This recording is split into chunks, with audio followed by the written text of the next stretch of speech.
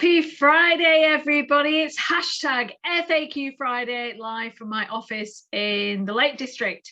Now, this week's frequently asked questions has opened a can of worms, which actually needs to be opened. And it's come from Heather Sandlin, who actually has wrote an article in the Hotel Owner this week, saying 5 inconvenient truths about hotel staff retention. And what an interesting article it is, because we have lots, I have lots of hotel owners, hospitality venue owners, restaurateurs, you name it, who say we need to change how we do things to attract staff. So we've currently got staffing crisis. It's been going on for quite a while now and continuing to do so. And Heather actually breaks it all down into the 5 inconvenient truths about hotel staff retention. But it also looks at about the hiring of your team and what do you do. So she mentions, you know, the staffing crisis is all over the news and it's real.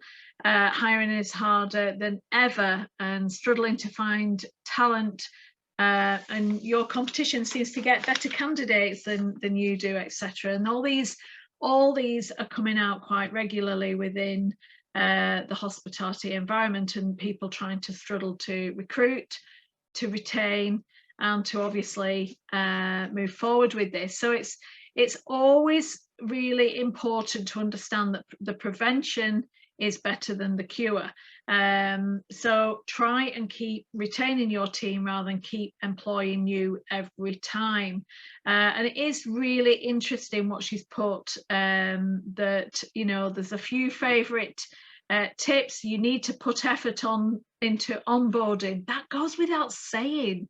You know, the amount of people who take on a member of the team and then they don't actually sit down, induct, and actually introduce them to the ethics, values, mission and vision of the organization. And maybe some businesses don't have that anyway, and that is imperative. It's crucial to the business, no matter whether you're a small business or a multi-million-pound organization, because you've got to be really clear what they are. And you know, it's not great if you're not onboarding your team really well, that you're introducing them to the business and what they're doing, and training and develop and having a plan, an action plan, a training and development plan along the way, because it is, you know, you've got to think, how would you feel if you were put in an environment that you're not comfortable with? It's brand new and everybody knows everything about it, but you don't, and it's really important. And it really opens the doors here. I mean, they've mentioned create onboarding checklists. Well, an induction review plan is really important. You know, write company handbooks. It's so important to be clear what you do and as if you don't know about your business, and give fun facts about the hotel, or use some software to assign documents for training that needs signing and completing on someone's first day, so that they first few days at work, so they actually feel part of the team, and introducing them. And it is quite amazing that, and surprising how many people are not doing this effectively, to actually really showcase how amazing our industry is. And just a few hours of actually putting that together, and a few days in actually introducing somebody into your workplace will have massive benefits. You know, it's so crucial. And there's lots, you know, lots of important things about having fun within your workplace. There's nothing better than having a real good fun, and making sure that, you know, you celebrate someone's birthday, you recognize what they're doing. It is important that, you know, you have genuine responsibility and small goals. I do this with every business I work with, and it's interesting how many people, you know, if somebody's done something wrong and then it maintains an issue for quite a while, and that's not great. You know, you've got to remember that nobody likes to obey orders 8 hours a day, 5 days a week, no matter how good your pay is. And that's one amazing thing, you know, of many things that she says in the article about achieving goals. We all want to achieve goals and time to improve our skills and feel we're part of a team. But there's a lot of jobs in the hospitality industry that you don't get that. You don't get, you know, say part of a team if you're working in the evening and on your own in a night shift or whatever. So let's be creative. Let's actually make that work and really make a career development to happen within the industry and keep our hours flexible, you know. So it's interesting. Some of the best hoteliers are organised as librarian cutlery drawer, she says. But unfortunately, some of these excellent managers also implode when things aren't going to plan. And it's really important we know that, you know, it doesn't mean you shouldn't try. It means that, you know, if a slightly inefficient day twice a month is far better than making an employee unhappy every day. And what a cracking article, because it's opening the can of worms that needs opening, obviously. And staff leave no matter what is one of the things that really frustrate me. Nobody leaves a great employment unless there's something not quite right, or the pay is not quite right, or, you know, whatever it may be. But you've got to remember that people can leave for any reason, and it might not be the hotel or the hospitality venue or the restaurant or bar. It might not be the manager, it might not be the team, it might be something personal. But people talk about their experiences wherever they go to, and the last thing you need is some bad press or bad PR with regard to that. So, you know, if someone's leaving, celebrate it, celebrate the time that they've been with you, you know, whether it's a nice little gift or a speech or a few drinks or whatever it may be, because we've got to respect everybody within our organization. So how will it impact on your business if you look after your teams, if you really, you know, take the time in introducing them to your workplace, train and develop them, treat them, you know, treat your teams as one of your family?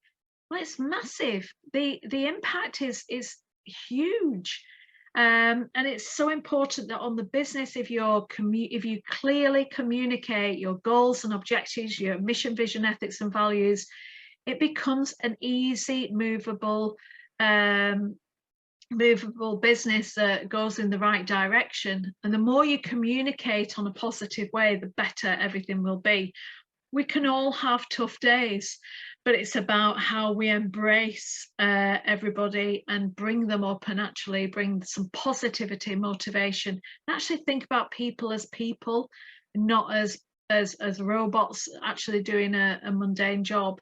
You know, hospitality is an amazing industry with so many opportunities. You know, it's not just about being a chef, being a restaurateur, being a receptionist or reservationist. It could be sales and marketing, it could be web development, it could be, you know, a dietitian, it could be a social media guru. You could have so many, or a system specialist. It could have so many different job titles within a hospitality environment, but it's all to do with our guest care, our customer social skills, and the ability to look into each other's eyes and communicate. And it's really important that we embrace this. So how will it impact on your customers? If you do all that and actually really look after your team and really look after your organization and communicate all about how we look after the business, the team, the mission, vision, ethics and values, and these are our goals, these are our objectives, these are, you know, these are our training plans, our learning objectives, then it's going to have a massive impact on your customers, because it's all about the experience that you're creating, and it will have a huge impact on your employees, and they will be your word of mouth who will say, you know, we work for the best and best place, best business, best industry, and that will actually help and support you. There's a lot of businesses out there who aren't struggling in a staffing crisis because they have got everything right, and you know, before a team member leaves, it's already replaced, and people are grateful, and huge respect and support for those businesses. But we've got to step up. Gone are the days where, well, I did 90 hours a week, so everybody else should be. That is not acceptable anymore. And gone are the days where we just work on national minimum wage and hope for the best, because lots of employees now, you know, can get a job elsewhere with less skills that we deliver in our industry. So what can you do to support yourself, your customers, your employees, your business, and how can you attract them? Well, follow those 5 ways to recruit your hospitality employees, and really think about it. You know, putting an effort into onboarding or introducing, inducting, you know, add fun in the workplace, and obviously look at ways in which you recognize people and give them the benefit, you know, and genuine responsibility and small goals. Empower your team. You know, how amazing would it be to actually empower your team? You'll find that you've got so many creative people within your organization. Make the best use of them and actually give them that empowerment and responsibility. Be flexible with those. There's nothing worse than if you have to go to a family occasion and you can't go because you always work every Sunday, for example, and get rid of the myths about staff leave no matter what. They do leave no matter what, but it isn't something that stops you. That should never be used for lack of training or lack of looking after your team.